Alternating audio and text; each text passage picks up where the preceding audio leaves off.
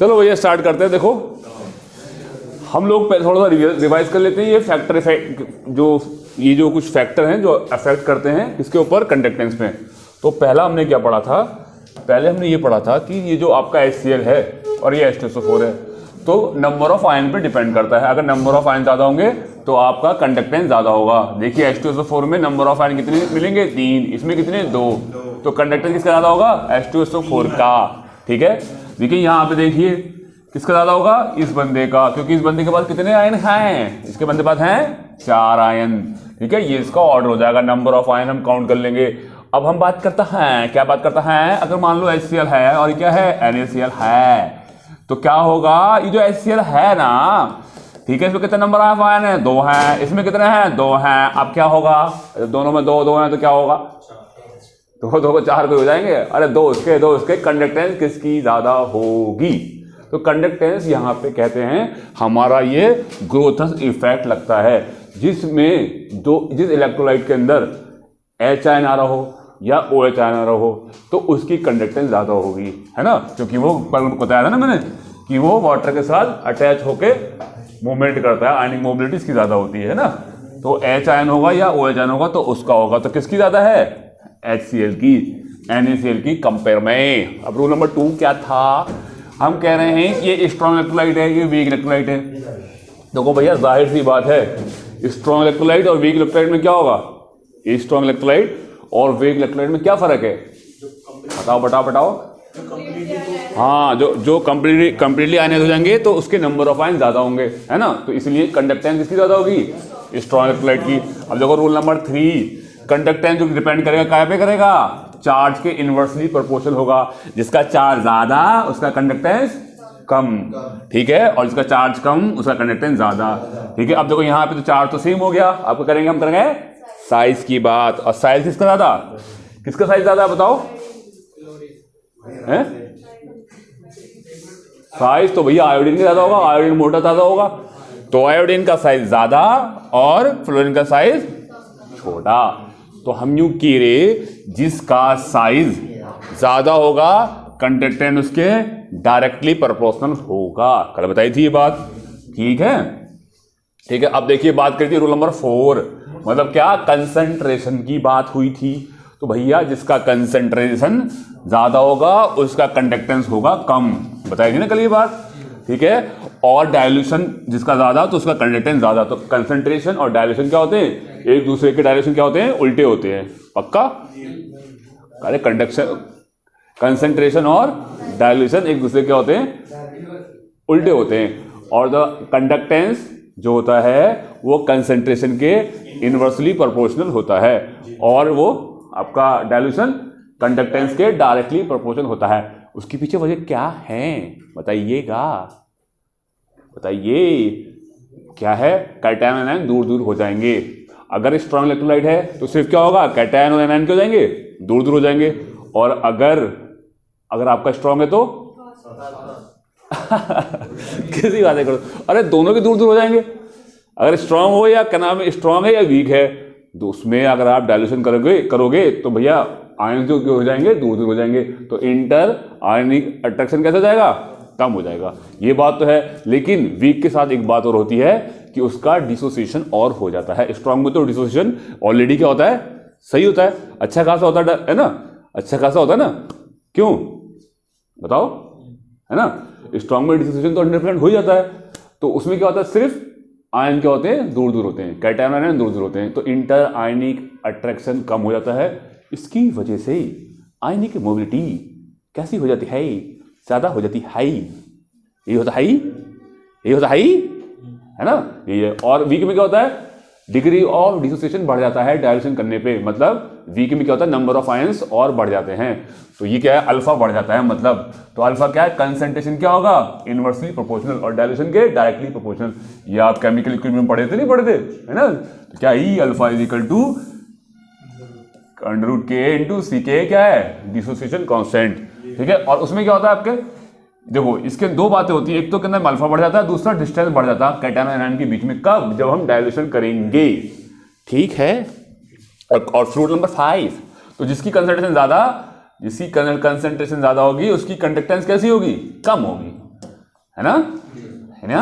हाँ, तो कंडक्टेंस यहाँ पे देखो, यहाँ दो एग्जाम्पल देखो, यहाँ कंसंट्रेशन किसकी ज्यादा है, कंसंट्रेशन किसकी ज्यादा है, इसकी, तो इसकी कंडक्टेंस कैसी होगी, कम। तो C1 की कंडक्टेंस कम है किससे, C2 से।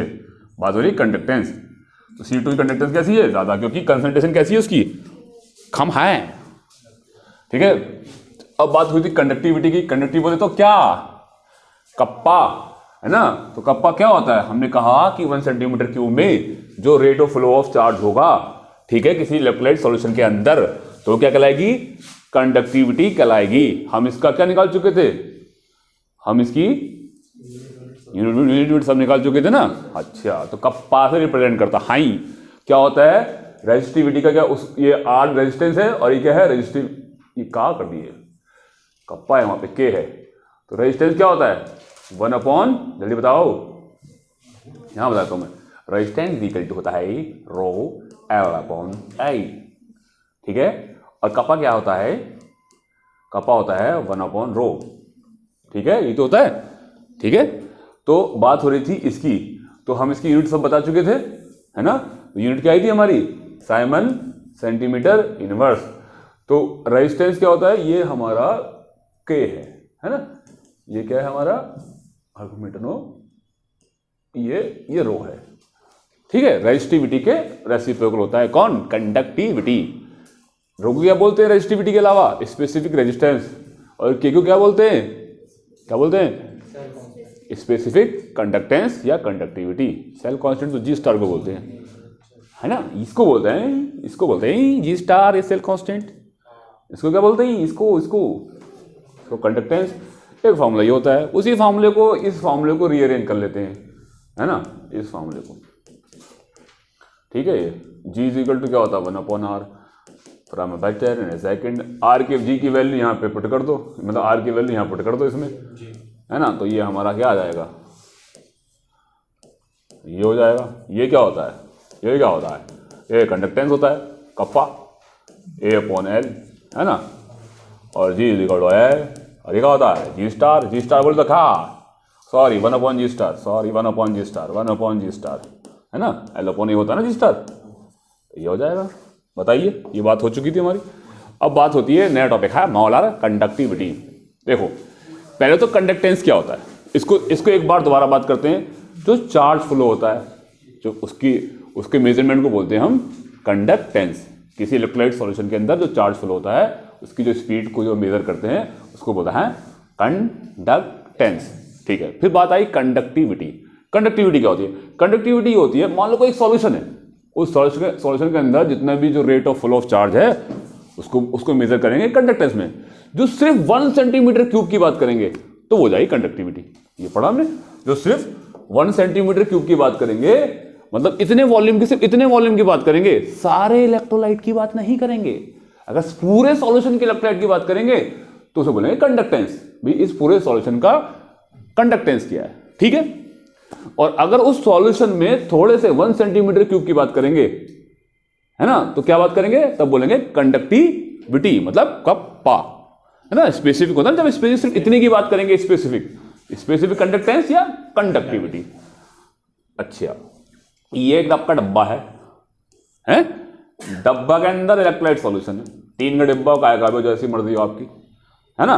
तो ये डब्बा के अंदर क्या है, कैटायन एनायन भी है, जब वो तो है तो कैटायन भी है और एनायन भी है। इसके अंदर जो इलेक्ट्रोलाइट डाला हमने, कैटायन एनायन कैसे मिलकर बने, इलेक्ट्रोलाइट से, कोई NaCl से या KCl डाला हमने। जो हमने इसके अंदर इलेक्ट्रोलाइट डाले, 1 मोल इलेक्ट्रोलाइट डाले, तो अब हमें जो बात करनी है, हमें 1 सेंटीमीटर क्यूब की बात नहीं कर रहे कि इसकी कंडक्टेंस कितनी होगी या पूरे सॉल्यूशन की कितनी होगी। हमें बस इतना मतलब है कि 1 मोल की कितनी होगी, 1 मोल की। अब हम चले गए इलेक्ट्रोलाइट के ऊपर, हमारा ध्यान सिर्फ इलेक्ट्रोलाइट के ऊपर ध्यान है कि 1 मोल इलेक्ट्रोलाइट की कंडक्टेंस क्या होगी। कंडक्टेंस क्या होता है, rate of flow of charge, मतलब rate of flow of charge 1 mole कितना फ्लो करेंगे। सिर्फ हम 1 मोल इलेक्ट्रोलाइट की बात कर रहे हैं, तो उसे बोलेंगे हम मोलर कंडक्टिविटी। ठीक है। तो मोलर कंडक्टिविटी आपके 1 मोल इस छोटे वाले डिब्बे में, टीन के डिब्बे में भी हो सकते हैं, और थोड़े बड़े डिब्बे में भी हो सकते हैं। हो सकते हैं नहीं हो सकते हैं, बताओ कैटायन एनायन हो सकते हैं? तो ये इसकी जो कंडक्टिविटी होगी वो भी मोलर कंडक्टिविटी कहलाएगी, क्योंकि इसके अंदर आयंस कितने, सॉरी इलेक्ट्रोलाइट कितने डाले हमने, 1 मोल। इसके अंदर इलेक्ट्रोलाइट कितने डाले, 1 मोल। तो इसकी कंडक्टिविटी क्या होगी, लैम्डा एम होगी। तो क्या दोनों की जो आप 1 मोल की कंडक्टिविटी निकालेंगे तो उसे मोलर कंडक्टिविटी बोलेंगे, अगर 1 मोल इलेक्ट्रोलाइट की कंडक्टिविटी निकालेंगे तो उसे बोलेंगे मोलर कंडक्टिविटी। लेकिन वो अलग अलग बर्तन में है, अलग अलग सॉल्यूशन में है, तो मोलर कंडक्टिविटी दोनों की अलग अलग होगी। तो मोलर कंडक्टिविटी जो होती है अलग अलग कंसंट्रेशन पे, एक सेम बंदे की अलग अलग कंसंट्रेशन पे आप निकालते हैं। तो जो जैसे जैसे अब मुझे बताओ, पानी डालने पे ये कैटायन एनायन यहां पे क्या हो गए, दूर हो गए, है ना। कैटायन यहां पी, एनायन यहां पी, कैटायन यहां पी, यहां पे एनायन। मान लो फॉर एग्जाम्पल आपके 1 मोल इस तरीके से है, 1 मोल है और 1 मोल इसके अंदर है, मतलब 1 मोल आपने इलेक्ट्रोलाइट डाला, 1 मोल क्या डाला आपने, इलेक्ट्रोलाइट। तो NaCl होगा तो कितने मोल में चेंज हो जाएगा, 2 मोल में। तो आपको आयन से मतलब नहीं है, आपको किससे मतलब है, इलेक्ट्रोलाइट से। 1 मोल इलेक्ट्रोलाइट की, 1 मोल इलेक्ट्रोलाइट डाला आपने, उसकी कंडक्टिविटी कहलाएगी मोलर कंडक्टिविटी, ठीक है। अच्छा, मोलर कंडक्टिविटी ऑफ कैटायन तो मतलब है सिर्फ 1 मोल कैटायन की कंडक्टिविटी। अगर हम इस रेस्पेक्ट में करें कि मोलर कंडक्टिविटी ऑफ एनायन, तो मतलब सिर्फ 1 मोल एनायन की कंडक्टिविटी। आगे मेरी बात समझ में? तो कौन हमारा एक इलेक्ट्रोलाइट है, NaCl, कितना, 1 मोल। ये किसी सॉल्यूशन में कितनी कंडक्टिविटी मेजर करवा रहा है अपनी, है ना, molar conductivity of this electrolyte NaCl की, है ना, 1 मोल की। अगर मैं NaCl की बात करूं, सिर्फ कैटायन की भी होगी मोलर कंडक्टिविटी, सिर्फ कैटायन की, वो अलग होगी, एनायन की अलग होगी मोलर कंडक्टिविटी। तो मोलर कंडक्टिविटी का मतलब है क्वांटिटी, कि वो बंदे कितने होने चाहिए, 1 मोल होने चाहिए, है ना, कितने होने चाहिए, 1 मोल। तो बात है, अब मुझे बताओ कि मोलर कंडक्टिविटी 2 सॉल्यूशन मैंने लिए, 1 मोल इलेक्ट्रोलाइट मैंने इसमें डाला, 1 मोल इलेक्ट्रोलाइट मैंने इसके अंदर डाला, तो मोलर कंडक्टिविटी किसकी ज्यादा होगी, किसकी ज्यादा होगी। देखो इसमें कैटायन एनायन पास में, तो इनकी जो स्पीड है ना, कैटायन एनायन की जो स्पीड है वो क्या नाम है, एक दूसरे को अट्रैक्ट करेंगे, तो इनके अंदर इंटर आयनिक अट्रैक्शन ज्यादा होगा, इसमें इंटर आयनिक अट्रैक्शन कम होगा, क्योंकि ये दूर दूर हैं। तो ये अपने सफर पे बहुत आसानी से चले जाएंगे कैथोड और एनोड के पास, क्योंकि इंटर आयनिक अट्रैक्शन कैसा है, कम है, कोलिजन टक्कर वक्कर भी लगने की, जब भीड़ कम है तो ठीक है ना। तो बात यह है, तो मोलर कंडक्टिविटी जैसे जैसे आप डायल्यूशन करेंगे, जैसे जैसे आप पानी बढ़ाएंगे, उसमें पानी भरेंगे, डायल्यूशन करेंगे, देखो भाई इलेक्ट्रोलाइट 1 ही मोल है, यहां भी 1 मोल है, यहां भी 1 मोल है, तो डायल्यूशन करने पर मोलर कंडक्टिविटी बढ़ती है। आगे बात समझ में, बढ़ेगी नहीं बढ़ेगी, क्यों बढ़ती है, इसमें जो होगा घिचपिच हो रही है, कैटायन आयन पास पास में, इंटर आयनिक अट्रैक्शन है, तो आयनिक मोबिलिटी कम हो जाएगी। यहां पे आयनिक मोबिलिटी कैसे हो जाएगी, अच्छी, इसको डिनोट करते हैं लैम्डा एम से। तो लैम्डा एम डायल्यूशन के डायरेक्टली प्रोपोर्शनल होता है, डायल्यूशन के डायरेक्टली प्रोपोर्शनल होता है। लैम्डा एम जो होगा डायल्यूशन के डायरेक्टली प्रोपोर्शनल होगा, पानी मिलाने में जितना पानी मिलाओगे इतना ये बढ़ेगा, और लैम्डा एम कंसंट्रेशन के इनवर्सली प्रोपोर्शनल होगा, मतलब डायल्यूशन का उल्टा कंसंट्रेशन, वही तो होता है कंसंट्रेशन। तो कंसंट्रेशन यहां ज्यादा यहां कम है ना, तो कंसंट्रेशन में आप उसको मत छेड़ो कभी भी, इलेक्ट्रोलाइट को मत छेड़ो, कंसंट्रेशन कम करना है या ज्यादा करना, डायल्यूशन कम करना है या ज्यादा करना है, सिर्फ मतलब किससे होगा, पानी से मतलब होगा। पानी ज्यादा बढ़ाओगे तो डायल्यूशन ज्यादा हो जाएगा, और पानी यहां कम है तो कंसंट्रेशन कम हो जाएगी। समझ में आ गई बात। अगर कंसंट्रेशन ये कहां पे, यहां कंसंट्रेशन बढ़ रही है, यहां डायल्यूशन बढ़ रही है ना, और यहां पे डायल्यूशन कम है, यहां पे डायल्यूशन ज्यादा है, तो डायल्यूशन और कंसंट्रेशन एक दूसरे के इनवर्सली प्रोपोर्शनल तो हैं, क्यों जी, है ना, ठीक है। अब मैं कहना चाह रही हूं कि लैम्डा एम जो है वो कंसंट्रेशन के इनवर्सली प्रोपोर्शनल है या नहीं है, बताओ, है, इनवर्सली प्रोपोर्शनल है, ठीक है। तो और डायल्यूशन क्या है, डायरेक्टली प्रोपोर्शनल है, तो मैं यहां पे मोलिटी भी तो कह सकता हूं, है ना। तो ये लैम्डा एम जो कह रही हूं ये हो जाएगा कप्पा और एम, यहां पे मैंने कंसंट्रेशन क्या लिखा है, मोलालिटी, लेकिन ये क्या होती है, मोल पर लीटर में होती ही, कप्पा कहाँ में होती है? सेंटीमीटर में होती है, ये मोल पर लीटर होती है। तो 1 लीटर में कितने सेंटीमीटर क्यूब होते हैं? 1000। तो इस मोलिटी को आप सेंटीमीटर क्यूब में करोगी तो यहां से 1000 से डिवाइड कर दोगे इसे, तो अब मोलिटी काय में हो गई? मोल पर 1000 सेंटीमीटर क्यूब। समझ में आ गई बात? 1000 क्यों आया? तो भैया ये आपका फॉर्मूला रहेगा, लैम्डा इम इज इक्वल टू की इंट्रोड्यूस्ड इनटू इम। अभी यूनिट कैसे निकलेगी इसकी? यूनिट देखो, यूनिट देखो, यूनिट कप्पा की यूनिट क्या हुए? कप्पा की साइमन सेंटीमीटर इनवर्स ये होती है, ठीक है। अच्छा, ये मोलिटी क्या हो गई? मोल पर लीटर, मोल पर लीटर, लीटर ऊपर ले गया, लेकिन लीटर में मैंने क्या कर दिया? 1000 सेंटीमीटर क्यूब कर दिया। ये से ये कट गया तो ये कितना बच गया? साइमन और सेंटीमीटर स्क्वायर और मोल इनवर्स। बताइए यही आया नहीं आया? है ना? तो ये होती है लैम्डा एम की यम की, लैम्डा यम की, यम मतलब इम। हाँ, तो एम की क्या होगी? लैम्डा एम की यूनिट होती है। तो समझ में आ गई इतनी बात? सीम इसी होता ही इक्विवेलेंट कंडक्टिविटी। जैसे मोलर कंडक्टिविटी होती है ऐसे इक्विवेलेंट कंडक्टिविटी होती है। देखो वहां पे जब कंसंट्रेशन लेते हैं 1 मोल पर लीटर लेते हैं। आगे मेरी बात समझ में? मोलर लैम्डा एम क्या होता है? मोलारिटी से मतलब होता है, था नहीं था यहां पे, यहां पे एम था, कंसंट्रेशन काय में ली हमने? मोलारिटी में। तो सॉल्यूशन हमारा कैसे था? 1 मोल पर लीटर के हिसाब से था। अब देखो किस है, यहां पे क्या है? नॉर्मलिटी है ही नहीं, नॉर्मलिटी। तो नॉर्मलिटी का मतलब क्या है? अब जो इसकी कंसंट्रेशन काय में ली हमने? नॉर्मलिटी में। और नॉर्मलिटी क्या होती है? वो मोल्स पर लीटर होती है, मोलारिटी। तो नॉर्मलिटी क्या होती है? किसी होती है normality, number of equivalent divide by पर लीटर। नंबर ऑफ इक्विवेलेंट कैसे निकलते हैं? अरे नंबर ऑफ मोल्स और आगे इंटू एन फैक्टर। क्या होता है? Number of moles, number of equivalent कैसे निकलते हैं? देखो नंबर ऑफ मोल्स निकलते हैं मास अपॉन मोलर मास, मास अपॉन मोलर मास होता है, ठीक है। और यहां क्या होता है? मास अपॉन मोलर मास और अपॉन इक्विवेलेंट वेट या N factor, mass upon equivalent weight. देखो मोल्स कैसे निकलते हैं एक बार फिर डिस्कस कर लेते हैं। मोल्स जो निकलता है, मोल कैसे निकलते हैं? वेट अपॉन मोलर मास। अच्छा, अगर इसे मोलर मास को डिवाइड कर दो किससे? एन फैक्टर से, तो ये क्या बन जाता है? इक्विवेलेंट वेट, है ना? तो मैं इसको ये भी कह सकता हूं कि तो मोल्स हैं, मोल्स इंटू एन फैक्टर होता है नंबर ऑफ इक्विवेलेंट। बताइए नंबर ऑफ इक्विवेलेंट क्या होता है? मोल तो जानते हो आप, उसके इक्विवेलेंट से और मल्टीप्लाई कर दो। फॉर एग्जाम्पल कैसे? फॉर एग्जाम्पल ये NaCl है, ये NaIN है, फॉर एग्जाम्पल इसकी बात कर रहे हैं, है ना? तो इसमें कितने आयन है? एन फैक्टर कितना है इसका? 1। तो इसमें क्या नाम है? 1 से मल्टीप्लाई कर देंगे। अब Mg2+ आयन है, ठीक है। इसमें यहां पे इसके मोल्स का कितने मल्टीप्लाई कर देंगे? इसकी 2 से घंटे कर देंगे। अगर मोल्स में दे रखा हो तो उसकी वो क्या होगी?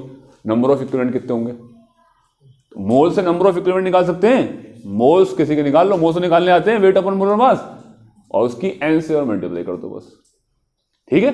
तो इक्विवेलेंट निकल जाएंगे। तो एक इक्विवेलेंट मतलब कितने इक्विवेलेंट है? 1 है, 2 है, 3 है। 1 लीटर के अंदर कितने इक्विवेलेंट हैं? ये होती है नॉर्मलिटी। समझ में आ गई बात? ठीक है। ये आपके में ज्यादा है भी नहीं, आपसे क्वेश्चन बहुत रेयर आते हैं, लैम्डा एम से आते हैं। तो मैं ये कह रहा था, तो लैम्डा ऑफ ये इसे इक्विवेलेंट से ऐसे डिनोट करते हैं। तो rate of flow of charge in 1 normal electrolyte solution. 1 normal का मतलब है नंबर ऑफ इक्विवेलेंट पर लीटर में जितने भी होंगे वो क्या होगी? नॉर्मलिटी होगी। तो 1 नॉर्मल का मतलब है कितने हैं? नंबर ऑफ इक्विवेलेंट कितने? 1 है। वहां पे 1 मोल 1 लीटर में था, यहां पे 1 नंबर ऑफ इक्विवेलेंट 1 में है। मतलब उस मोलिटी को एन फैक्टर से और मल्टीप्लाई कर दो बस, वो क्या बन जाएगा आपका? 1 नॉर्मल बन जाएगा। नॉर्मलिटी आता हो, जो भी मोलिटी आता है उसको एन फैक्टर से मल्टीप्लाई करता है। ये तो है, बताओ ये तो था। तो बस तुम्हें किया था लैम्डा इक्विवेलेंट क्या ही, ये कैसे रिप्रेजेंट करते हैं, इक्विवेलेंट कंडक्टिविटी से। ये भी कंसेंट्रेशन के क्या होता है, इनवर्सली प्रोपोर्शनल होता है। यहां पे कंसेंट्रेशन किसी लेती ही, नॉर्मलिटी लेती है ना, और नॉर्मलिटी वही सेम हो जाएगा, सेम उसकी तरह formula, equivalent is equal to k into 10 की पावर 3। कंसेंट्रेशन की जगह क्या लिखेंगे यहाँ पे, नॉर्मलिटी। तो नॉर्मलिटी जो ही, देखो नॉर्मलिटी क्या होती है, k इंटू 10 की पावर 3 नंबर ऑफ इक्विवेलेंट, मतलब इक्विवेलेंट वहां मोल्स होते हैं, यहां इक्विवेलेंट डिवाइड बाय कितना, लीटर। लो लीटर का भी चेंज हो जाएगा सेंटीमीटर क्यूब में, तो इसकी यूनिट क्या हो जाएगी, इसकी यूनिट हो जाएगी कप्पा की यूनिट की साइमन, सेंटीमीटर इनवर्स। यहां पे क्या आएगा सेंटीमीटर, इसको ये इसको क्यूब हो जाएगा क्या, क्यूब, और इक्विवेलेंट ऊपर चला जाएगा है ना, इक्विवेलेंट क्या हो जाएगा, इनवर्स। ठीक है, तो ये क्या हो जाएगा, खाली साइमन सेंटीमीटर स्क्वायर और इक्विवेलेंट इनवर्स, ये आपकी यूनिट हो जाएगी। ठीक है, वहां पे मोल इनवर्स और यहां पे इक्विवेलेंट इनवर्स, बाकी कोई फर्क नहीं है। वहां पे पर मोल लेती और यहां पे क्या लेते हैं, इक्विवेलेंट इनवर्स लेते हैं। समझ में आ गई बात, अच्छी। चलती हैं आगे। अब दोनों में रिलेशन क्या है, दोनों क्या लिखते हैं आपस में, फूफा लगते हैं, चाचा लगते हैं, क्या लगते हैं, ये रिलेशन बताना है, क्या ताल्लुक है इन लोगों का आपस में। देखो हमें पता है ही, क्या पता है, लैम्डा एम क्या होता है, लैम्डा एम भाई साहब ये होता है, लैम्डा एम क्या होता है, ये होता है, urea formula lambda M urea, ये के है, यहाँ गलत हो गया, कप्पा ये है। और लैम्डा इक्विवेलेंट क्या होता है, बोले बिल्कुल ऐसे ही होगा, कैसा है ऐसे ही, बस यहाँ पे क्या होता है, नॉर्मलिटी होता है। इन दोनों का रिलेशन निकालना है, एक दूसरे को डिवाइड कर दो तो की से तो की कट जाएगा, तीन तीन, और एम अपॉन एन आ जाएगा। तो मैं ये कहना चाहता हूं lambda M upon lambda equivalent बराबर हो जाएगा एन अपॉन एन। बताओ आएगा नहीं आएगा, क्योंकि ये 1 अपॉन एम है और यहां पे क्या बच जाएगा 1 अपॉन एन, तो उल्टा हो जाएगा एन अपॉन एम। ठीक है, इतनी बात समझ में आ गई। तो ये रिलेशन होता है इनका। तो आपको तो पता है नॉर्मलिटी क्या होती है, मोलिटी इंटू एन फैक्टर। तो मैं इस नॉर्मलिटी की जगह अगर मैं लिख दूं मोलिटी इंटू एन फैक्टर, है ना, तो यहां पे क्या मोलिटी होती है भैया, नॉर्मलिटी क्या होती है, अगर आपको नहीं पता तो जो मैं बोल रहा हूं उसे मान लो, है ना। तो नॉर्मलिटी क्या होती है, मोलिटी इंटू एन फैक्टर, और ये नीचे मोलिटी है ही, तो मोलिटी से तो मोलिटी कट गया, तो बच्चा क्या, हाँ, तो लैम्डा एम और इक्विवेलेंट इज इक्वल टू क्या बच गया, एन फैक्टर। और अब ये भी तो कह सकते हैं lambda M is equal to lambda equivalent into N factor. बताओ ऐसे हो सकता है, नहीं हो सकता, है ना। देखो नॉर्मलिटी तो इज इक्वल टू होती है मोलिटी इनटू एन फैक्टर, लेकिन अगर इक्विवेलेंट कंडक्टिविटी और मोलर कंडक्टिविटी का रिलेशन उल्टा है, एन फैक्टर मोलर कंडक्टिविटी बराबर होती है N factor into equivalent conductivity, है ना। यहां पे एन फैक्टर किसके साथ मल्टीप्लाई हो रहा है, इक्विवेलेंट कंडक्टिविटी के साथ, और यहां पे नॉर्मलिटी के साथ किसके साथ हो रहा है, मोलरिटी के साथ। तो दोनों में ध्यान रखना है आपको, सिर्फ फार्मूले याद रखने हैं। ये फार्मूले कैसे आए, इतना टाइम नहीं है आपके पास क्वेश्चन करने के लिए, है ना। तो क्या होता है, नॉर्मलिटी क्या होती है, मोलरिटी इंटू एन फैक्टर, और इन दोनों में रिलेशन क्या होता है, लैम्डा एम में, अगर आपको लैम्डा एम है पता ही, और अगर आपको ये निकालना है तो इसमें एन फैक्टर की मल्टीप्लाई कर दो, या इसको ये निकालना है आपको तो एन फैक्टर से डिवाइड कर दो, मोलर कंडक्टिविटी को कर दो कि नहीं कर दोगे, तो lambda M is equal to lambda equivalent into N factor. तो आ गया नहीं आ गया, ये बताओ, थिंक एन फैक्टर इनटू ये आ गया, ठीक है। अब ये एन फैक्टर क्या होता भाई, अरे वही कैटायन के ऊपर कितने चार्ज होते हैं, 3 होते तो भैया 3, 2 होते तो भैया 2, 1 होता तो भैया 1, आधा माइनस होता तो माइनस। चार्ज निगेटिव हो या पॉजिटिव हो, फैक्टर हमेशा पॉजिटिव लेंगे, गिनती की बात होती है कितना, है ना। 2 निगेटिव है तो 2, 3 है तो भैया 3। इस तरीके से जितने ऊपर आयन के ऊपर चार्ज होगा, आधा तो होता नहीं है, अगर होता तो हम उसे भी एन फैक्टर कह देते, क्यों भैया, है ना। इफेक्ट ऑफ डाइल्यूशन, अब पानी मिलाने पे क्या होगा, भाई पानी मिलाने पे, डाइल्यूशन करने पे देखो आपको पता है कंडक्टेंस जाने थे हम। कंडक्टेंस का मतलब है कोई सॉल्यूशन है पूरा, उसमें उसकी जो कंडक्टिविटी, जो भी उसका rate of flow of charge होगा वो कंडक्टेंस पढ़ा, मतलब कोई सॉल्यूशन है, इलेक्ट्रोलाइट सॉल्यूशन है, और उसका जो क्या नाम है rate of flow of charge होगा, है ना, किसी इलेक्ट्रोलाइट सॉल्यूशन, कोई भी इलेक्ट्रोलाइट सॉल्यूशन के अंदर जो rate of flow of charge होता है उसकी मेजरमेंट को तो बोलते हैं कंडक्टेंस। तो कंडक्टेंस पूरे सॉल्यूशन की बात करते हैं, है ना। और लैम्डा एम वो कहते हैं कि भाई इस अगर मान लो कोई पूरे सॉल्यूशन के अंदर 2 मोल है तो भैया ना कंडक्टेंस अगर किसी उसका 10 है, उस पूरे सॉल्यूशन के अंदर कितने मोल हैं? 2 मोल हैं। पूरे सॉल्यूशन के अंदर कितने? मान लो ये सॉल्यूशन है कोई, इसके अंदर कितने मोल हैं बाबू? 2 हैं। अच्छा, इसकी जो कंडक्टिविटी होगी, कंडक्टेंस कितनी होगी? इस कंडक्टेंस तो भैया इन 2 के हिसाब से निकाली जाएगी। मान लो कंडक्टेंस की 5 है, कंडक्टेंस कितनी है इसकी? 10 मान लो, चलो काटने में आसानी होगी। 10 कितना है? 10 है। लेकिन लैम्डा एम क्या होती है? लैम्डा होती है मोलर कंडक्टेंस होती है, मोलर कंडक्टिविटी बोलो। तो मोलर कंडक्टिविटी क्या होती है? मोलर कंडक्टिविटी होती है पर मोल। तो मोल कितने हैं इसके अंदर? 2। तो ये 2 मोल है इसके अंदर। हमें तो कंडक्टिविटी लैम्डा एम क्या होता है? 1 मोल की निकालनी है। तो 1 मोल कितनी हो गई? 5 हो गई, नहीं हो गई? अरे जब 2 मोल की कंडक्टेंस 10 है तो लैम्डा एम जो निकाली जाती है किसकी निकाली जाती है? पर मोल के हिसाब से निकाली जाती है भाई, है ना। पर मोल के हिसाब से निकालती है भाई। पर मोल के हिसाब से क्या है? वो होती है मोलर कंडक्टिविटी। आपके 1000 मोल है इसके अंदर सॉल्यूशन के अंदर, हमें इससे कोई मतलब ना।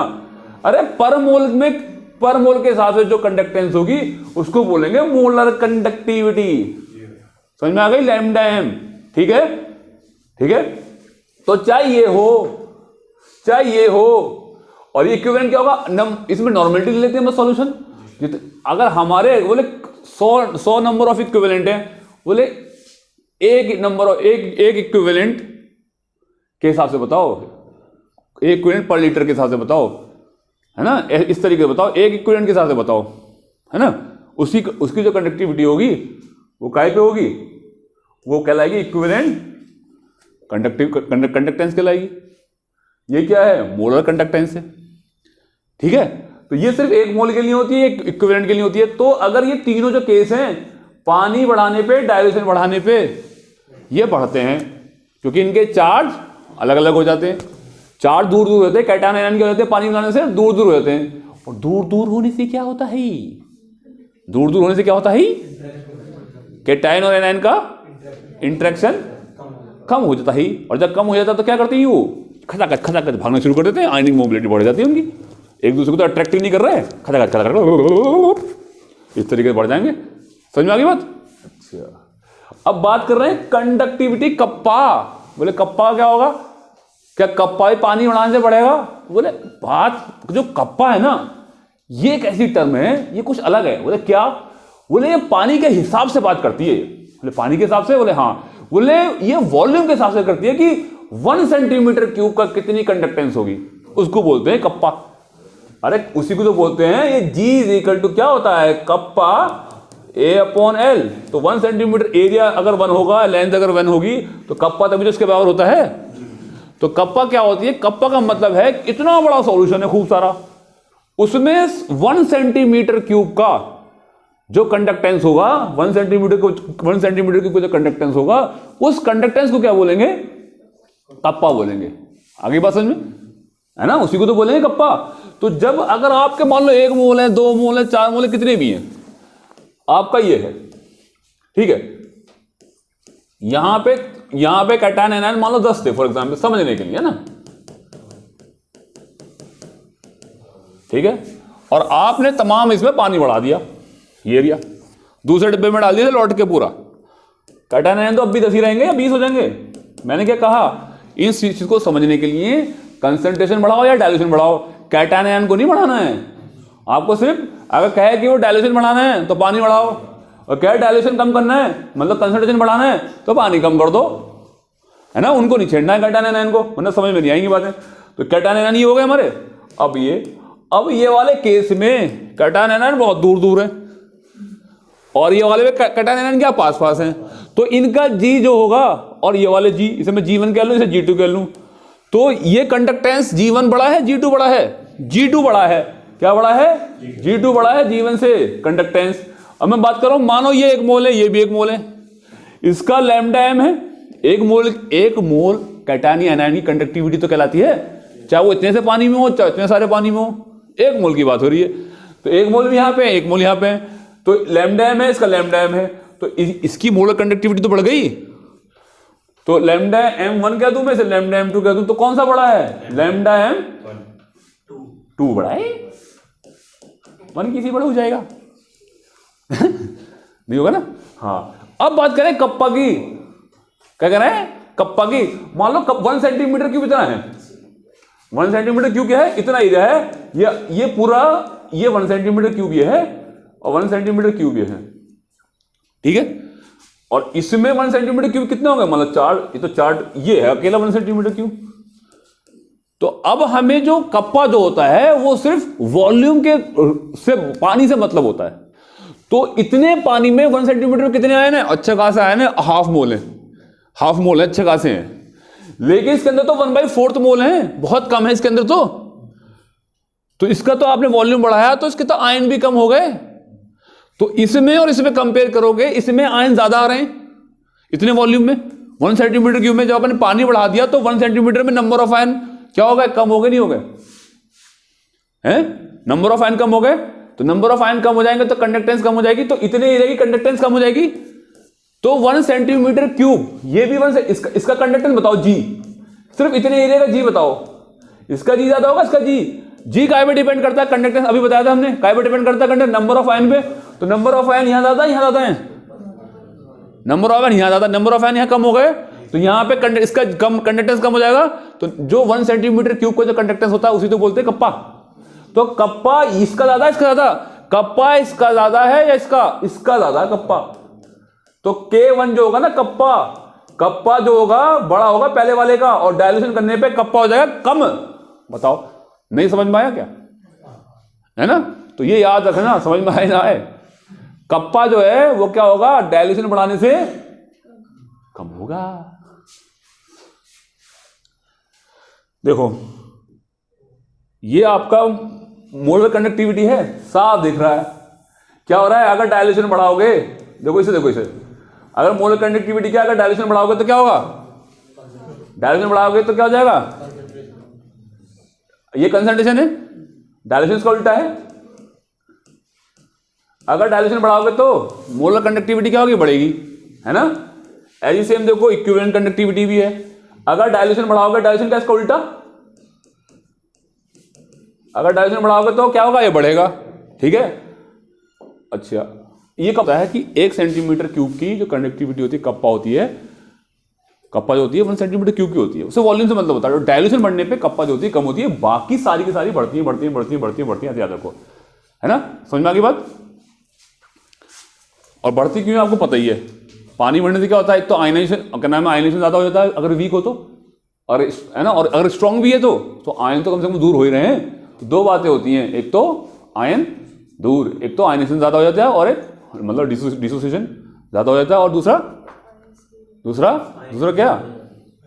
आयंस, कैटायन और आयंस दूर हो जाते हैं। तो मैं रटवा दी, फिर भी तुम तक कम बोलते हो। अब देखो स्ट्रॉन्ग इलेक्ट्रोलाइट में क्या होगा? स्ट्रॉन्ग इलेक्ट्रोलाइट, जो स्ट्रॉन्ग इलेक्ट्रोलाइट में क्या होता है? मानो कि ये है आपके कैटायन यहां तक है, ठीक है, ये एनायन मैंने बना दी, और है ना, और एक कुछ कैटायन है, कुछ एनायन है, दूसरे कलर से बना देता हूं मैं। ये और पानी बढ़ा देते हैं इसमें ना, और इसमें थोड़े से एनायन कर देते हैं। ये एनायन हो गया, ये कैटायन, ये एनायन, ये कैटायन, ये एनायन। तो ये इतना पानी है, इसमें पानी और बढ़ा दो यहां तक, ये पानी और बढ़ा दिया हमने, मानो, है ना, ये पानी और बढ़ा दिया यहां तक, ठीक है, इस तक पूरा पानी बढ़ा दिया। तो इसमें पानी हमने बढ़ाया तो इसमें कैटायन आयन क्या है इसमें। तो इसमें कैटायन आयन थोड़े दूर दूर हो गए, नहीं हो गए? इसके मुकाबले ये पास थे, तो इसमें इंटर आयनिक अट्रैक्शन कैसा था? ज्यादा था, और इसमें कैसे हो गया? कम। क्यों हुआ ये? क्योंकि पानी मिलाने से हो गया, है ना। तो क्या होता है? Distance between the ion increase, उसके इंक्रीज होने से क्या हो जाता है? दोनों का अट्रैक्शन कम हो जाता है, उनकी आयनिक मोबिलिटी बढ़ जाती है। अच्छा, ये किसका था? स्ट्रॉन्ग का। तो स्ट्रॉन्ग में तो आयनाइजेशन होता नहीं है ना, डिसोसिएशन तो बढ़ता नहीं, अल्फा तो बढ़ता नहीं उसका, तो उसका तो अल्फा 1 होता है स्ट्रॉन्ग का, ठीक है।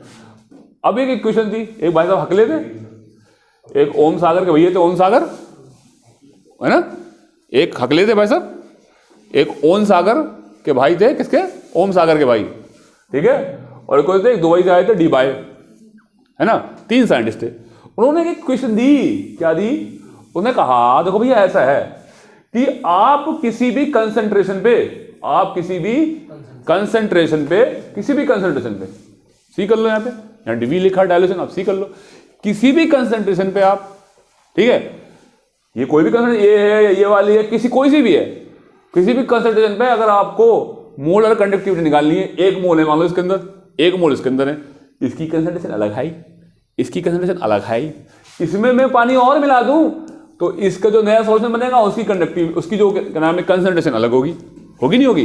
तो लगातार डायल्यूशन करते चले जा रहे हैं, है ना। यहां पे डायल्यूशन कम है, यहां पे डायल्यूशन कैसे ही ज्यादा ही, यहां पे डायल्यूशन कम होने की वजह से तो क्या होता है?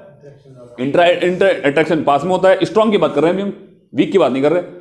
वीक में क्या होता है? वीक में तो आयनाइजेशन की बात भी आ जाएगी कि भाई ज्यादा डिसोसिएट हो जाएंगे पार्टिकल्स वीक वाले पानी डालने पे, लेकिन ये पानी डालने पे, डायल्यूशन करने पे डिसोसिएट नहीं होते, क्योंकि ये स्ट्रांगली डिसोसिएट होते हैं। अल्फा इक्वल टू कितना होता है?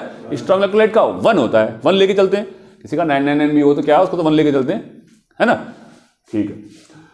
तो उन्होंने एक क्वेश्चन दी कि बोले भैया जो अगर इसका लगातार डायल्यूशन करते चले जाएंगे तो खूब करेंगे, अथाह पानी डाल देंगे, तमाम पानी कर देंगे पूरे में, है ना, खूब बड़े ड्रम में, पूरा टंकी में, जो पानी की टंकी है उसमें डाल देंगे, तो कैटायन आयन कितनी दूर हो जाएंगे? खूब दूर हो जाएंगे। अब कर लो कैटायन आयन आपस में बात करेंगे, बहुत दूर हो गए, बोले वो तो कहेंगे इनफाइनाइट दूर पे कैटायन आयन कितनी, वो कैटायन आयन एक दूसरे से कितनी दूर पे है? इनफाइनाइट पे। तो अब जो होगी इनफाइनाइट पे तो सबसे ज्यादा अच्छी कंडक्टिविटी होगी कैटायन से, कोई मतलब ही ना, एनायन का कैटायन से कोई मतलब नहीं, कैटायन का एनायन से कोई मतलब नहीं, अपने अपने काम पे लग जाएंगे। इनका काम क्या है? कैटायन जाएगा कैथोड पे और एनायन कहाँ पे जाएगा? एनोड पे। तो आयनिक मोबिलिटी फर्स्ट क्लास रहेगी। क्यों रहेगी फर्स्ट क्लास? क्योंकि इंटर आयनिक अट्रैक्शन कैसा है? सिफर, शून्य है। क्योंकि क्यों है ऐसे? क्योंकि डिस्टेंस कैसे कर दिया? इनफाइनाइट कर दिया। इनफाइनाइट का मतलब नहीं बहुत ज्यादा कर दिया, मतलब वही इनफाइनाइट होगा जहां उनका इंटरेक्शन खत्म हो जाए, वो इनफाइनाइट हो गया, ठीक है। अब आयनिक मोबिलिटी में कोई फर्क नहीं पड़ने का ना कैटायन एनायन के एक दूसरे से, धड़ाधड़ भागे जाएंगे, अपना काम करेंगे वो दोनों के दोनों। तो उस टाइम पे जो कंडक्टिविटी होगी 1 मोल इलेक्ट्रोलाइट की सबसे बढ़िया होगी। तो मोलर कंडक्टिविटी 1 मोल को जब आप अथाह पानी में डालोगे तो उस वक्त कंडक्टिविटी सबसे सुपर होगी, सुपर से भी ऊपर ये होगी ना, सुपर डुपर है ना। तो वो तो कर रही होगी, तो उसको बोलते हैं लिमिटिंग मोलर कंडक्टिविटी। क्या बोलते हैं इसको? लिमिटिंग मोलर कंडक्टिविटी बोलते हैं। तब आपके कैटायन आयन हो जाए बहुत दूर हो जाए, कैटायन से कोई मत, कैटायन और आयन का एक दूसरे से कोई ताल्लुक ना हो, कोई आपस में इंटर आयनिक अट्रैक्शन ना हो। तो बोले वो हर किसी इलेक्ट्रोलाइट की इस तरीके से साइंटिस्टों ने निकाल ली, इनफाइनाइट पे सबकी निकाल ली कि कौन सा इलेक्ट्रोलाइट की इनफाइनाइट पानी पे, अथाह पानी पे, खूब सारे डायल्यूशन पे, इनफाइनाइट डायल्यूशन पे की कंडक्टिविटी क्या होगी, उसको बोलते हैं लिमिटिंग मोलर कंडक्टिविटी। वो एक तरीके से नोट कर ली हर किसी की, ठीक है। अब हर कंसंट्रेशन को निकालेंगे, तो हर कंसंट्रेशन कैसे निकालेंगे? थ्योरेटिकल निकाल लेंगे। बोले सबसे टॉप वाली कौन सी है? ये वाली सबसे टॉप वाली है, टॉप वाली जो सबसे अथाह पानी डालोगे, है ना। तो बोले अगर आपको किसी भी कंसंट्रेशन की निकालनी है, किसी भी कंसंट्रेशन पे आपको लिमिटिंग मोलर कंडक्टिविटी निकालनी है, जो भी कंसंट्रेशन पे आपको निकालनी है उसकी कंसंट्रेशन बताओ कितने मोल पर लीटर है, वही कंसंट्रेशन आप यहां पुट कर दो, ठीक है। और इसमें से माइनस कर दो कौन सी वाली? अथाह वाली से, लिमिटिंग मोलर कंडक्टिविटी से, उसमें से माइनस कर दो कि उस इलेक्ट्रोलाइट की इनफाइनाइट डायल्यूशन पे कितनी होती है, उस वाली में से माइनस कर दो क्या? माइनस ए प्लस बी रूट सी, ए प्लस बी रूट सी, ये होगी, है ना। तो ए क्या है? सॉल्यूट और सॉल्यूट का इंटरेक्शन। सॉल्यूट कौन? खड़ान हरान, आपस में इंटरेक्शन है ना इनका, है ना। और सॉल्वेंट का है वाटर, बी क्या है? सॉल्वेंट का, और सी क्या है? कंसंट्रेशन। तो जिस भी कंसंट्रेशन पे निकाले जाओगे पुट करे जाओ। बोले ये हम सॉल्यूशन बना के लाए, हमारी कंसंट्रेशन ये है, इसकी बता दो। बोले इसमें ही ये वैल्यू है हमारे पास, ये पुट कर तो निकल जाएगी। तो इस इक्वेशन से आप किसी भी स्ट्रॉन्ग इलेक्ट्रोलाइट की मोलर कंडक्टिविटी निकाल सकते हो किसी भी कंसंट्रेशन पे, ठीक है। जिस भी कंसंट्रेशन पे करोगे थ्योरेटिकल निकाल सकते हो, कोई आपको अपना तामझाम लेके बैठने की नहीं, प्रैक्टिकल। तो बस क्या पता हो आपको? उसकी कंसंट्रेशन पता हो सॉल्यूशन की, और ये आपको डाटा दे रखा होता है, सबके नोट हैं ऑलरेडी, साइंटिस्टों ने नोट कर रखे हैं। तो धड़ाधड़ कंसंट्रेशन पुट करते चले जाओ और ये निकलता चला जाएगा। ठीक है, एक बार उसमें देख लेना कि ज़्यादा फॉर्मूले का यूज तो होता नहीं है, यहाँ प्लस है, यहाँ पे एनसीईआरटी में देख लेना। ठीक है, यहाँ पे माइनस टाइप हो गया था गलत। ठीक है, तो ये तो पता ही है आपको कौन सी चीज क्या क्या है। ठीक है, तो conductance of strong electrolyte also increase on dilution, तो मतलब स्ट्रॉन्ग की भी इंक्रीज करती है। क्यों करती है? क्योंकि भैया आयंस के क्या था, डिस्टेंस दूर हो जाता है। तो भैया ये तो स्ट्रॉन्ग इलेक्ट्रोलाइट के लिए थी इक्वेशन। आगे बात समझ में। अब इसके पीछे ग्राफ कैसे बनेगा भाई?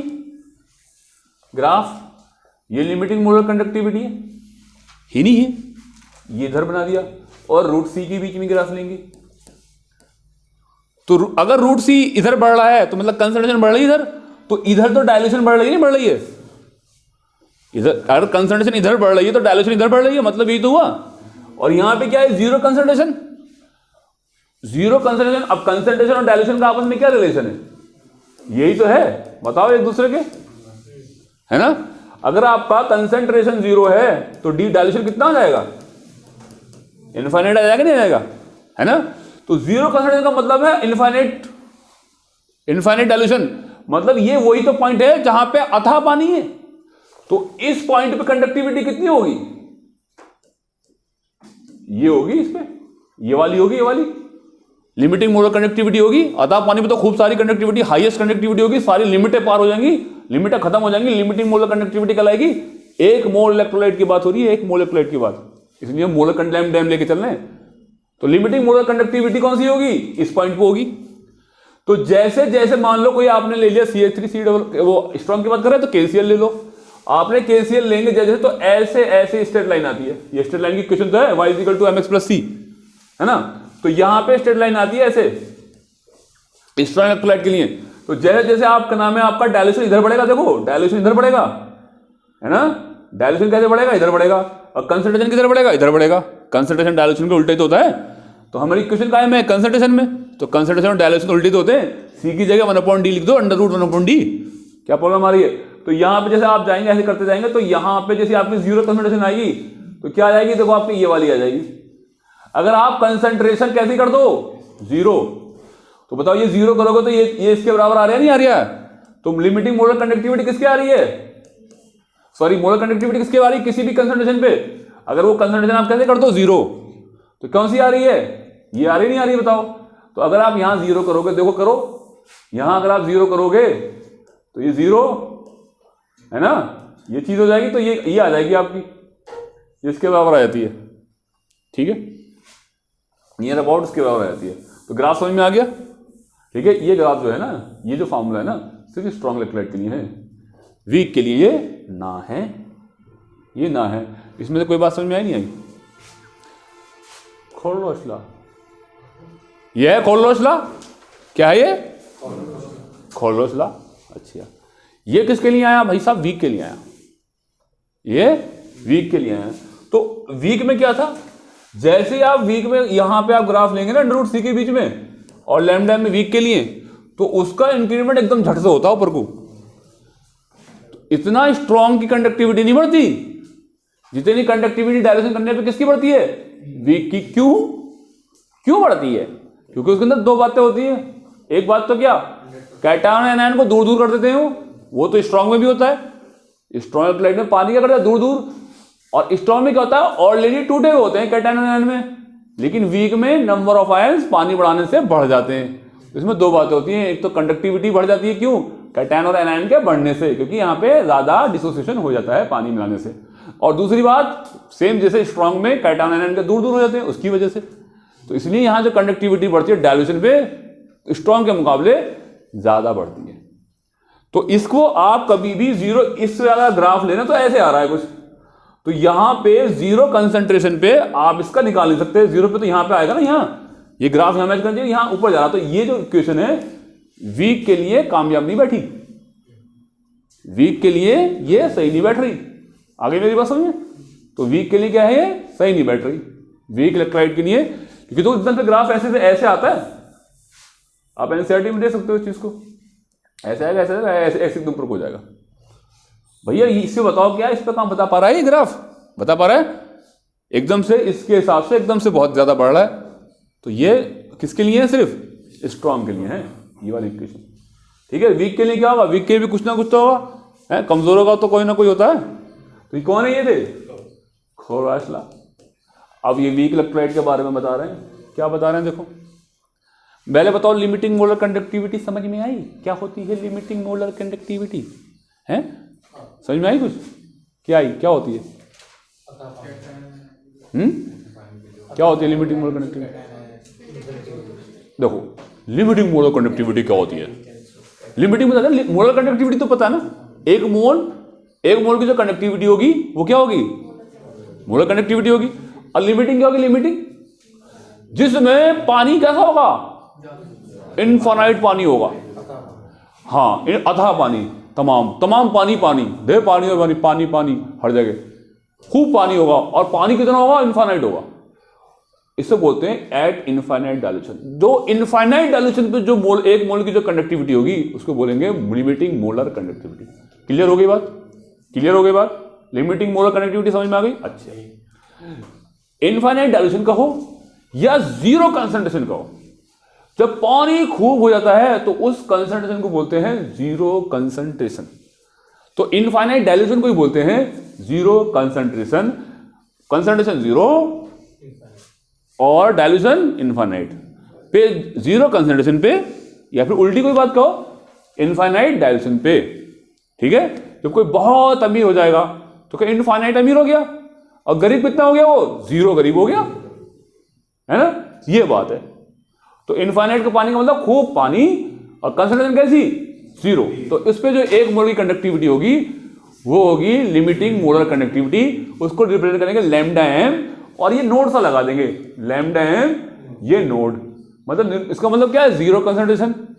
चाहे आप इसको ऐसे कर दो, मोलर कंडक्टिविटी किस पे, इनफाइनाइट डायल्यूशन पे। अगर मैं ऐसे लिखूं सी, मतलब कोई ना कोई कंसंट्रेशन है ना, मतलब वो जीरो नहीं है और इनफाइनाइट नहीं है ना। तो ये दोनों तो लिमिटिंग मोलर कंडक्टिविटी शो करते हैं, ऐसे चाहे ऐसे कर दो चाहे ऐसे कर दो, है ना। और चाहे ये जो होगा ये किसी कोई उसके अलावा, इनफाइनाइट के अलावा बाकी करोड़ों कंसंट्रेशन है उससे पहले की जो कंसंट्रेशन है वो कौन सी है, वही ऐसे करके रिप्रेजेंट कर देते हैं लैम्डा एम सी। इतना समझ में आ गया, रिप्रेजेंटेशन समझ में आ गया है। चलो अच्छी बात। अब वीक की बात कर रहे हैं, तो वीक में क्या होता है, जब कोई इसको आयनाइज करते हैं, जब पानी डालते हैं, डायल्यूशन करते हैं, तो क्या होता है, कैटायन आयन क्या हो जाते हैं, दूर दूर हो जाएंगे, दूर तो होंगे। और जो वीक का जो इलेक्ट्रोलाइट है वो भी डिसोसिएट और होगा, क्योंकि वो 100% डिसोसिएट नहीं था, अल्फा इसका 1 नहीं था, अल्फा लेस देन 1 था, उसका लेस देन 1 था। तो अब 1 अल्फा कितना हो जाएगा, अल्फा इज इक्वल टू कितना हो जाएगा, 1 के बराबर हो जाएगा। अल्फा किसके बराबर हो जाएगा, 1 के बराबर। तो अल्फा 1 के बराबर मतलब क्या है, कब होता है वीक का, अल्फा इज इक्वल टू 1 कब होता है वीक का, जब 100% डिसोसिएशन होता है। कब होगा, जब अथाह पानी होगा, एट इनफाइनाइट डायल्यूशन पे, मतलब जीरो कंसंट्रेशन, और अथाह पानी मतलब इनफाइनाइट डायल्यूशन पे, alpha is equal to weak का, अल्फा इज इक्वल टू क्या हो जाएगा, 1 के बराबर हो जाएगा। तो वीक का कोई पूछे कि वीक का 1 हो जाता है, वीक का 1 नहीं होता, लेकिन जब पानी अथाह हो, खूब हो, है और जीरो कंसंट्रेशन हो, तो क्या हो जाएगा, अतः जब हो जाएगा आपका alpha is equal to 1। Clear होगी बात, ठीक है।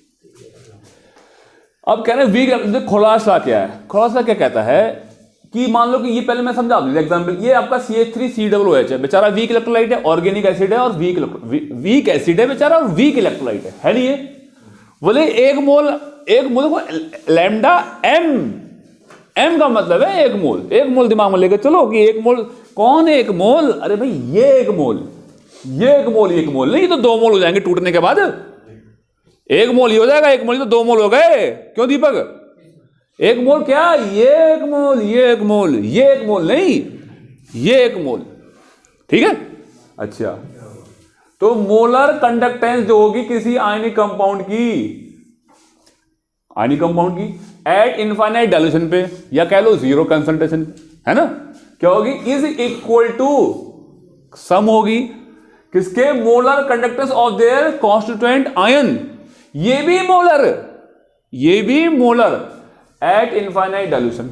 मतलब क्या, मान लो यू पानी है और ये अथाह पानी है, अथाह पानी का मतलब क्या है, कंसंट्रेशन 0 और डायल्यूशन इनफाइनाइट। इसमें वो पानी है, इसमें आपने 1 मोल इलेक्ट्रोलाइट डाल दिए, 1 मोल इलेक्ट्रोलाइट, मान लो कौन सा डाल दिया, 1 मोल NaCl ले लें या ये ले लें, चलो CH3COOH, वो तो स्ट्रांग हो जाएगा।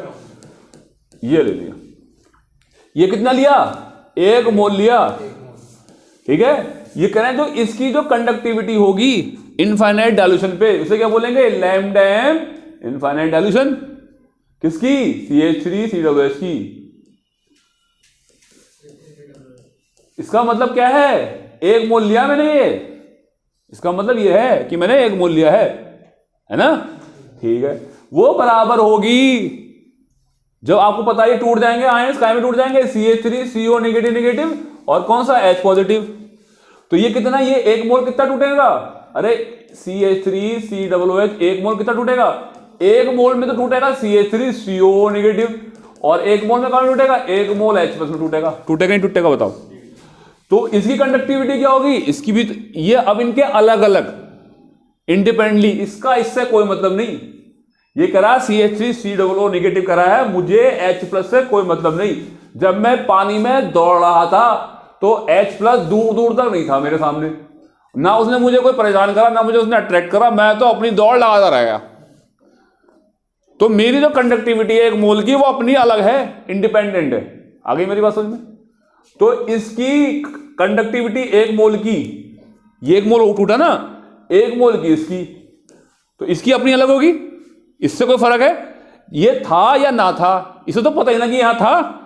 मान लो आप बहुत बड़े समुद्र में तैर रहे हो, तुम उधर मुंबई के समुद्र के इस तले पे तैर रहा हो, उधर दुबई वाले पे तैर रहा, तुम्हें क्या पता ये अबूतर वहां तैर रहा है और दीपक वहां तैर रहा है मुंबई वाले में, उसे क्या पता वो भी तैर रहा है उसके अंदर, बोले हमें ना पता, हम तो अपनी तैर रहे थे। बोले वहां अबूतर था, बोले ना वो तो दुबई में होगा, बोले पता करा दुबई में था, तो बहुत दूर है ना, इससे कोई फर्क नहीं पड़ने वाला, ये डूब जाए चाहे वो डूब जाए, पता नहीं चलेगा, है ना। तो कहने का मतलब है ये वाले आयन के और ये वाले आयन को बोले पता ही ना H प्लस था ना था, क्योंकि क्या हो गया, इनफाइनाइट डाइल्यूशन था, है ना, इनफाइनाइट डाइल्यूशन था नहीं था। तो भैया इसकी जो कंडक्टिविटी है और इसकी जो कंडक्टिविटी है दोनों इंडिपेंडेंट होंगी अपने अपने अपने आयन की, ठीक है।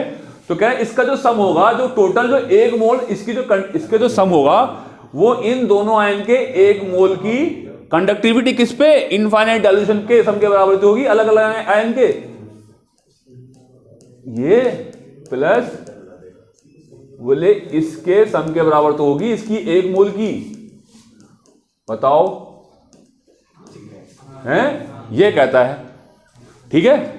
तो ऐसे होती है, मतलब आप CH3COOH में डाला 1 मोल, तो उससे क्या बनेंगे, कैटायन एनायन, वो दौड़ेंगे, वो दोनों मिलकर जो दौड़ेंगे, जो भी वो कंडक्टिविटी करेंगे, दोनों का सम जो होगी वो किसके बराबर होगी, इसके 1 मोल इलेक्ट्रोलाइट के बराबर तो होगी इसके।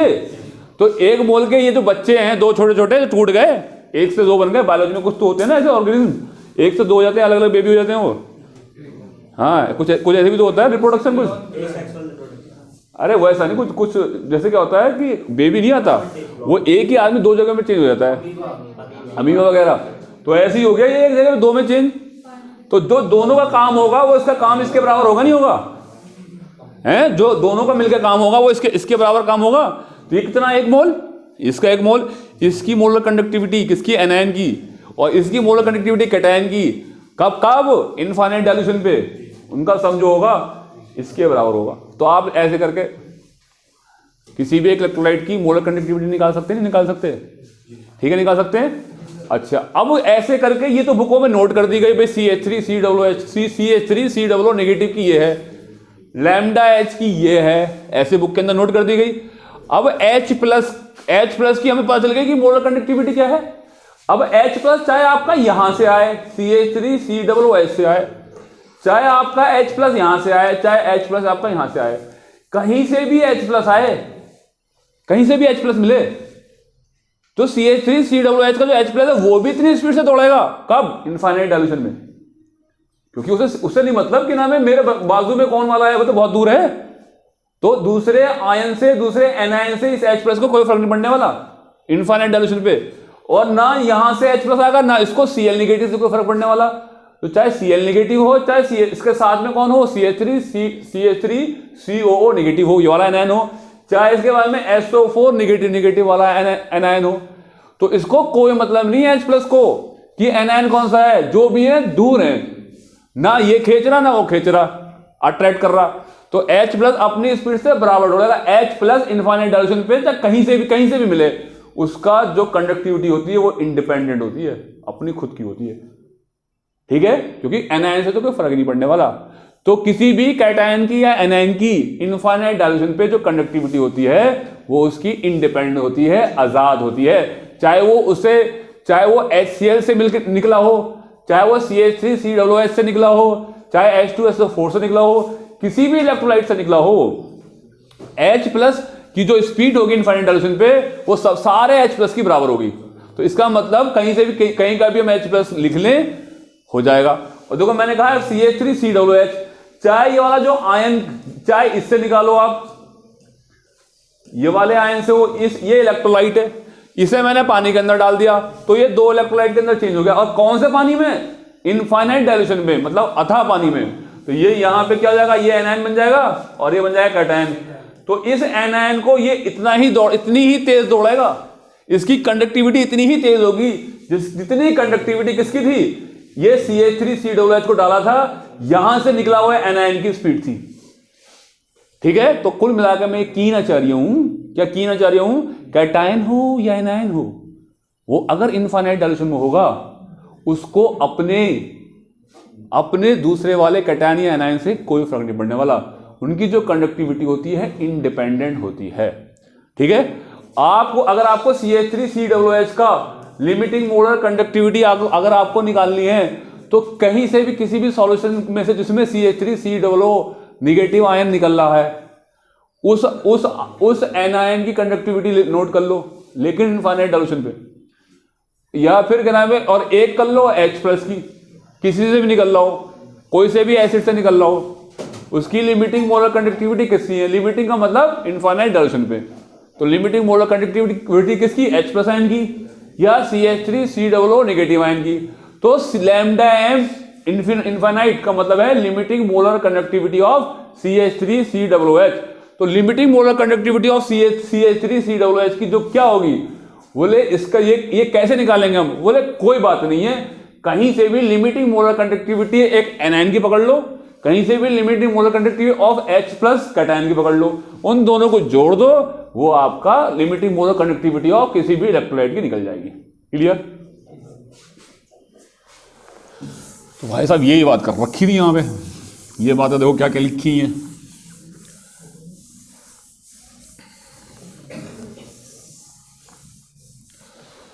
तो किसी भी इनफाइनाइट डायल्यूशन में जो किसी की कैटायन की जो एनायन की जो कंडक्टिविटी होगी ना वो कांस्टेंट होगी, चाहे H प्लस की Cl के साथ है और सॉल्यूशन कैसा इनफाइनाइट, तो जितनी कंडक्टिविटी ये करेगा, ये वाला H प्लस, ये वाला भी इतना ही करेगा। कौन सा वाला? ये वाला भी, ये वाले से जो H प्लस निकलेगा वो भी इतना ही करेगा, किसी भी इलेक्ट्रोलाइट से करे। तो ये तो कहने का मतलब क्यों, क्योंकि इसका ये अगर पानी कम होगा तो ये इसको खींचेगा, ये कम ज्यादा खींचेगा, मान लो ये CH3COO नेगेटिव कम खींचेगा फॉर एग्जांपल, तो तब तो फर्क पड़ेगा। अगर पानी कम होगा और उसमें पानी कम है और उसमें आपने CH3COOH डाल दिया और आपने दूसरे पानी में HCl डाल दिया, तो दोनों में H प्लस की कंडक्टिविटी अलग अलग होगी, क्योंकि एनायन से फर्क पड़ेगा, क्योंकि वो पास में ही है, उसमें अट्रैक्शन में फर्क पड़ेगा। लेकिन जब बहुत सारा पानी होगा, इनफाइनाइट डाइल्यूशन होगा, जीरो कंसंट्रेशन होगा, तब फर्क नहीं पड़ने वाला वो HCl से आया है या कैसे आया है, इंडिपेंडेंट होगा। ठीक है, इसलिए इसको बोलते हैं Kohlrausch law of independent migration, है ना। हाँ, आजाद रहता है, इसकी कंडक्टिविटी आजाद होती है, क्योंकि पानी तो दूर होता है, उस आजादी से पता ना कहां चला गया वो COO नेगेटिव आयन, अगर H प्लस की बात कर रहे हैं तो। ठीक है, तो इस तरीके से तो molar conductivity of ion eight infinite direction does not depend on the parent molecule. कौन? मम्मी और पापा पे डिपेंड नहीं करेगा। पेरेंट मॉलिक्यूल मतलब मान लो ये NaCl है, ठीक है, एक ये है Na2SO4, है ना, इन दोनों को डाल दिया हमने, तो ये मैंने स्ट्रॉन्गली ले लिया, कोई बात नहीं, ये Na प्लस है और यहां से निकलेगा Na प्लस निकलेगा। तो जब तो इस पे दूसरा एनायन कौन है? Cl नेगेटिव, और इस पे कौन सा है? SO4 negative. तो बोले कि नाम में कोई फर्क पड़ेगा? बोले अगर पानी खूब सारा होगा तो इस Na प्लस की, चाहे Na प्लस की जो होगी वो क्या होगी, depend upon the parent molecule, parent molecule पर डिपेंड नहीं करती कि सोडियम आपका NaCl से आया है या सोडियम आपका Na2SO4 से आया है। एसिड आपका H+ जो है आपका CH3COOH से आया है या आपका HCl से आया है, दोनों की लिमिटिंग मोलर कंडक्टिविटी क्या होगी, बराबर होगी।